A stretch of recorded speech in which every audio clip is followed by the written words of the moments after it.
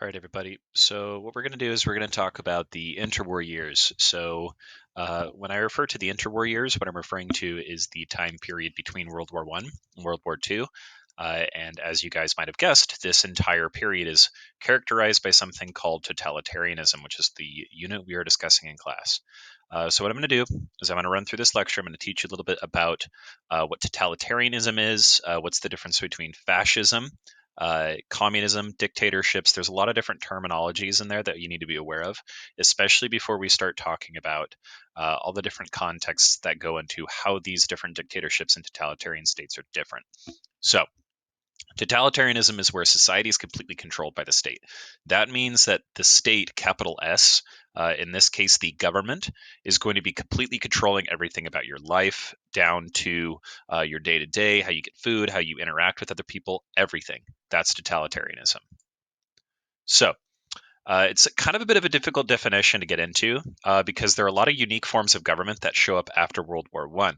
This is key because uh, we have trouble deciding if they're alike or if they're really different. It's kind of difficult to really put a label on them because nothing has existed since these sorts of governments, apart from maybe North Korea.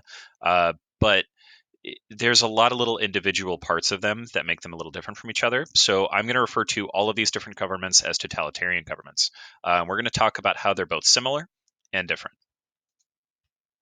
So, first things first, the red, orange, and brown countries all represent post World War One dictatorships. As you guys remember, a dictator is going to be one person that controls the entire country. So, following World War One, and into the totalitarian area, the interwar period, you have fascist countries, communist countries, and authoritarian countries, all of which are dictatorships, but all of which are also very different. What that means is that all the countries that are yellow, red, and brown are all going to be ruled by one single person, but every type of dictatorship that's in each of them is going to be different. So, orange is a traditional dictatorship. What this means is it's run by a conservative government, usually run by a king, a queen, something similar. And it's always about the conservative agenda to maintain the status quo. That means people are going to be subservient to one single person running the country. That means maybe it's a religious based organization, maybe it's some sort of government that's been there for years, but they're just going to stick with the way things used to be because it's secure and it's stable. People accept these things to maintain the status quo, but they lose their relative freedom in it. It's similar to an absolutist government, which some of you might remember, others maybe not. Absolutism was the idea that one person had absolute control and they were ordained by God or some other higher power to do it. So all of the yellow countries are going to be absolutist esque dictatorship countries. Red and brown are totalitarian. So that means Germany is a totalitarian government, Italy is a totalitarian government, and the Soviet Union or the USSR is going to be a totalitarian government. It's something completely new. Nothing like this has ever happened before. So, what's a traditional dictatorship versus totalitarianism? In a traditional one person or a small group is in power. Political power is not available for peaceful change. To make that make a little more sense, think about in our country, you don't have a war every time a president takes over. In a traditional dictatorship, that means that you are going to have some sort of fight in order to make sure you have a new leader. So traditionally, that's the way that kingdoms would change is through some sort of violence. That's going to be a traditional dictatorship. They desire to remain in power. They don't want to give it up. They like to keep it. And they rely on religion, aristocracy, that means rich people versus poor people, class based society, traditions, an army, so like a military dictatorship, or wealth to keep it in place. So those things are all going to be things that remain, that keep the current dictatorship in power and don't allow that to change hands, either from one man to another, or a man to woman, or from the one leader to the people. See, a totalitarian government includes all of these things. So it uses all of this stuff, but it also has the desire to control every aspect of your subject's life. So all of these things are just in place to make sure a person has power, which, like, to a certain extent, that means that you have like a king. Yeah, they run the country, but they don't control every aspect of a person's life. A totalitarian government means you control every part of it. So you wake up at this time, you go to bed at this time, you are not allowed outside at this time, so on and so forth. That means your religion, the way you spend money, how you hang out with family, if you get family, what sports are allowed to be played, the way you're allowed to process information or give it out, etc. Every aspect of your life is controlled. And the most important thing is it has the technology to do this. It's post-industrial, which means it's moved past all those different industrial eras we've talked about, where trains, planes, automobiles. It's moved into the electronic sector. It's like the planes, trains, and automobiles, they aren't new. It's the way that things are. Now we're moving past into new sorts of ideas, like how information is now something that would be considered an industry. That is what we mean by post-industrial. And the goal is that it also seeks to motivate, energize, and mobilize the country towards some quote unquote great goal. So make Germany a powerful country, make sure that Russia now has an economy that can dwarf the rest of the world, those sorts of things. So we're going to look at George Orwell's 1984 as an example of this. The reason the book has this title is because it imagines totalitarianism as something that exists in the future. Because if technology improves, so government control will increase, because it's all based on the technological ability to control everybody's lives. If you have an increase in technology that lets you keep tabs on your people, you're going to control them more. So right here, that Big Brother is watching you, the sign you guys keep seeing in Mr. Garrett's room or all around the school, that's what that comes from, is the book 1984. So a traditional dictatorship means that government is over all aspects of society and it maintains its own political power. A totalitarian government, means that the government eliminates all aspects of society to have sole influence on the individual.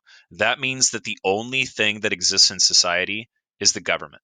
The government in a traditional dictatorship means that you may have the government and then you may have like the church, or you may have sports situations, things like that. Totalitarianism means no, it's only the government. That's the only thing that's involved, just the government. And that has all the influence on you as a person, is how you relate to them, how they relate to you, and what they think of you. In old conservative authoritarianism, the power of the king went from into the church. The king could influence the church. They would influence education. They would influence news. And they would influence like the home life that would then influence you as a person. In a totalitarian government, none of that stuff exists because they're directly connected to you. You don't get educated without the government having control. You don't hear news without the government having control. You don't get church or religion without the government having control. None of these aspects of society exist like they do here, where they just simply influence it. But each of these branches is its own part of society. Here doesn't exist because they have it all. It becomes society. It's just straight to you, directly from its mouth into your ear. And it also does this by maintaining that constant watchful eye. What are you doing? Who are you talking to? What are you saying? So we're going to look at some examples to support my definition of totalitarianism that I want you guys to use. Stolen statue to a Soviet boy, the Hitler Youth, Hitler's Silent Night, and Mussolini with his red and blue pencils. So looking at totalitarianism's place in the flow of European history. Excuse me. Perhaps since the Renaissance, and at least since the Enlightenment, there had been a political progression towards liberalism, along with a faith in the value and worth of the individual and his natural rights. Liberalism literally means to change. It means a government idea that says that what was before and the status quo needs to change. So when you talk about liberals versus conservatives in our political context in this country, a liberal is a person who believes that the status quo in America is bad and has to change. A conservative is the person who believes the status quo is good. Things need to remain the way they are, or you need to look back to earlier times because it'll explain it better. Remember, by the time of Bismarck, even conservatives were putting in social reforms to win votes, and more liberal countries like England and the US were moving towards full democracy and women's suffrage. So they were conservative, but taking liberal actions, that means changing actions, like moving towards a full democracy and women voting. Totalitarian leaders explicitly reject liberal tradition as weak. Changing things means weakness. Strength comes from the status quo. They are armed with something called social Darwinism, the belief that the weak die and the strong survive, related to humans and society. Extreme nationalism, that means that your country is going to be the most important thing. You as a German, that's extremely important. And skewed interpretations of people like Nietzsche and Marx. Nietzsche, who teaches about how the futility of life and the importance of the individual, and Marx, who talks about the importance of the working man. Totalitarians embrace the good of the community over the good of the individual, and they embrace violence and praise the fierce will of the higher man with the nerve to make cold-blooded choices in order to decide the proper direction for the greater good of humanity. You as an individual are worth nothing if you hurt the community. If you help the community, then great, you get to continue living how you are. And if you hurt it, they embrace violence to control it for the good of humanity, quote unquote. So why would it appear at this particular time period and in multiple countries all at the same time? One of the first reasons is the anger of the Treaty of Versailles. Okay, the Treaty of Versailles, as you guys remember from class, really hobbles Germany. It really makes sure that it can't move forward. Germany is beaten and flogged for this. It's not anything that ever goes well. So they are going to be just hurting the entirety of Europe just with this whole context. Germany's been crushed. Italy wasn't given any lands it had promised for joining its allies. Russia wasn't even invited since it had been going through a civil war. And fascinatingly enough, all three of these countries contribute totalitarian leaders that promise to rebuild their countries' economies, honor, and etc. All three of these countries become the totalitarian countries we talked about before. This is an example such as Mussolini's train cars, and just a couple others that we'll talk about in the future once I teach you about Mussolini and Hitler and everything next week. Reason B, there's disillusionment with liberal traditions, with the changing of societies. Europe has been smashed up and largely destroyed by liberal governments. Maybe government by the people doesn't always work because it resulted in the mass amount of death in World War I. So a lot of people go, well, those new governments aren't really that great. We lost an entire generation of our people, and especially in a country like Germany, they lost a war with new liberal government. And then they think about the lost generation. They're disillusioned with all those people that died. So maybe we should try something else. What can it hurt?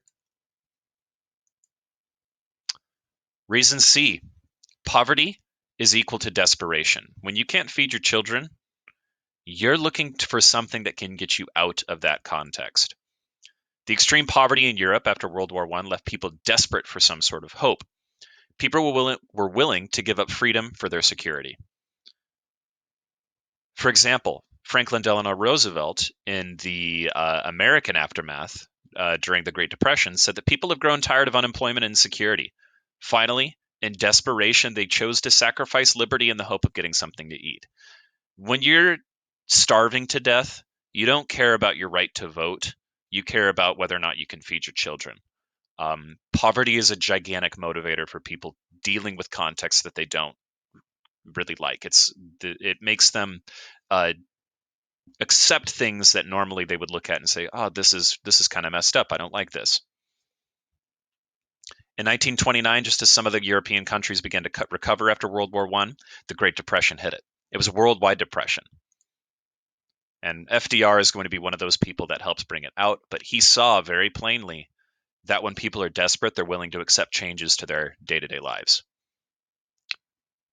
So as an example, German unemployment wasn't very high up through, it hit this peak right here. This is when the Treaty of Versailles was put in place. So you see how it's this little jump. Okay. And then as we get into right here, this right here is the period right before Black Tuesday, which is the day that we call the stock market crash, the beginning of the Great Depression. It plummets a bit because few Germans don't actually claim unemployment. Then it spikes back up as the depression hits the world. The Dawes Plan helps level this back out. The Dawes Plan is this idea uh, created by the American government to help bail Germany out. But then as American economies fail and fall, boom, just completely destroys everything. And then here's another fascinating thing. As German unemployment rises, the Nazi vote share rises. People turn to a group that they don't really like when they're confronted with some sort of pain, when they're confronted with some sort of stress. Another reason, total war conditions civilians to follow orders. Bringing in every civilian in a country into fighting a war effort it primes the brain to be willing to deal with being told orders as a civilian. So, such as rationing, you're not allowed to eat as much. It's illegal for you to strike. This easily changes into it's illegal for you to oppose the government. The draft, compulsory military service, now becomes a thing, not just in wartime, but period. Okay, all of these things help transfer a human being from something like that is with its own desires and beliefs into just another cog in the machine. Okay, you're just becoming another part of your totalitarian society. And then perhaps the most important one is the charismatic leaders. Hitler, Stalin, and Mussolini were phenomenal speakers. We're also going to include Mao Zedong in this mix. Hirohito isn't, but that's because there was a religion related to him, and I'll explain that in a couple weeks. They used modern technology such as video cameras, radio, a lot of new things to get their message out, something called propaganda, which you've already seen a little bit about. And we're going to dive into next Monday, and prevented other messages from getting out, which is called censorship. So you only see what Hitler wants you to hear, but you don't hear any of his opponents because he's censored it. They promise a better life for their people, and here's the catch, they often deliver it. Those people they're promising, hey, you guys right here in the middle, you're going to get more money. Boom, they got more money. Those people are willing to listen to some of the more crazy things he suggests. So, how would they be able to deliver? Okay, Mussolini made the entire country run on time. An example of propaganda. See how he's shown to be like this beacon of light. Here's the German military eagle, like up in the background. It's like this God given justice upon the people. He's carrying the banner. He's the leader of the Nazi movement. They're and it's right here. This is Es lebe Deutschland. This means for the freedom of Germany. Give Germany its liberty. He's leading this charge. People look up to him. Boom, there's your propaganda. Hitler's a Christ-like figure to the Nazis.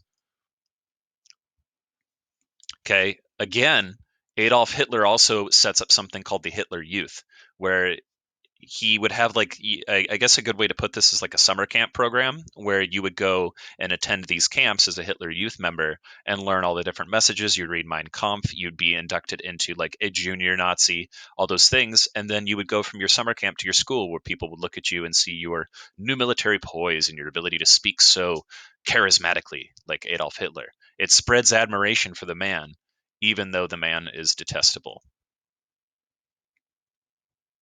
Okay, again, right here, more propaganda. Ja, wir folgen dir. Führer, we will follow you. People see this poster in the street and go, well, why wouldn't I follow that guy? He's leading our country. That's the best thing to do. Youth serves the Führer, all 10-year-olds into the Hitler Youth. Again, taking all people, trying to put them in. Here, it's underlining his belief in something called an Aryan regime, which is something you're going to learn about again next week. But it all functions into making him look like he is this hero that's come to save Germany from its plight. A different example. Here's Stalin with the crowds of people parading in front of him. And in Russian, in Cyrillic, actually, what it says is "Beloved Stalin, he is the people's happiness." And clearly, all these people are really happy about him, right? But as you guys can see, this isn't a photograph; it's a painting, it's a poster. How do we know that these people are actually happy for him? It's propaganda. It's not true. It's meant to evoke a feeling. Mussolini is no different.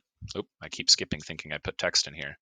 He is actually the one that advocates something called fascism, which we're going to talk about again more next week. But he uses a lot of these same techniques in order to just get a lot more people to support his rule, even though he looks kind of like a squat Mr. Potato Man with an egg head. But hey, anyway. Finally, the willingness of totalitarians to use fear and violence through something called the secret police.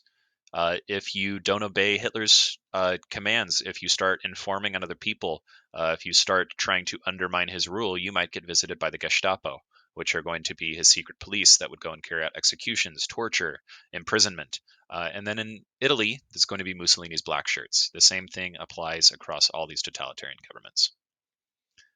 They all also assassinate political rivals. That's going to be Stalin, Mussolini, Hitler, and Francisco Franco.